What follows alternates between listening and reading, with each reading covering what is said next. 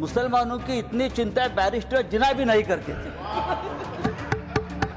Barrister Mohammad Ali Jinnah ने भी कभी इतनी चिंता मुसलमानों की नहीं की थी, वो आप कल से कर रहे हो।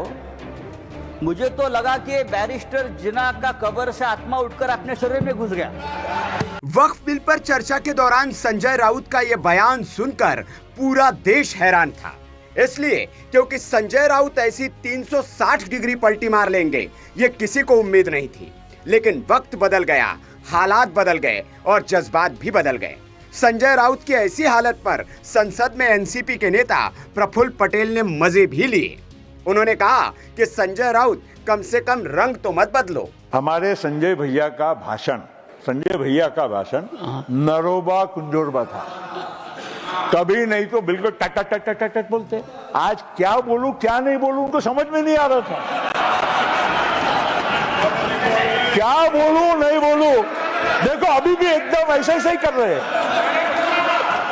संजय भैया आपण कलर नको बदला।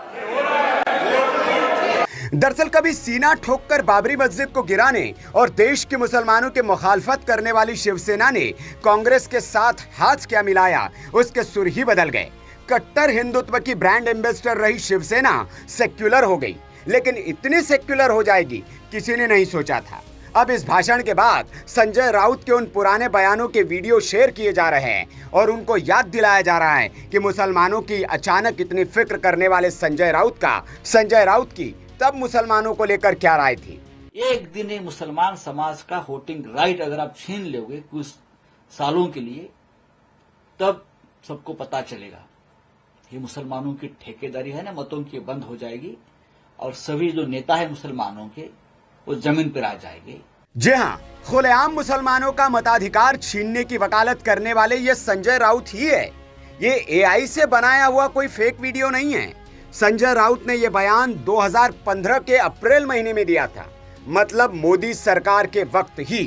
बाकायदा उन्होंने शिवसेना के मुखपत्र सामना में इससे जुड़ा एक लेख भी लिखा था और मुसलमानों से वोटिंग का अधिकार छीन लेने की वकालत की थी। ये राय उन्होंने इसलिए दी थी क्योंकि संजय राउत का मानना था कि मुसलमानों के ठेकेदार नेताओं पर तभी रोक लग सकती है जब मुसलमानों का वोटिंग अधिकार छीन लिया जाएगा। लेकिन अब खुद संजय राउत उन नेताओं की फहरिस्त में शुमार हो चुके हैं। ये बात अलग है कि ये वीडियो जब का है तब संजय राउत बाला साहेब ठाकरे के चेले थे और अब जनाब उद्धव ठाकरे के बन चुके हैं। ये बातें सोशल मीडिया पर इस वीडियो के साथ लिखी जा रही है। उनके इस बयान के बाद तब खूब हंगामा भी हुआ था और मुस्लिम नेताओं ने संजय राउत को खूब खरी खोटी सुनाई थी।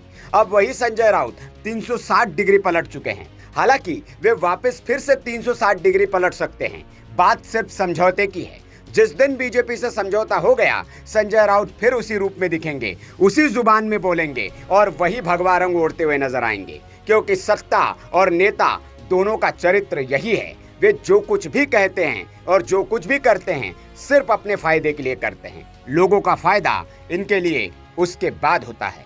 Bureau report, VK news. VK news, राष्ट्र के नाम।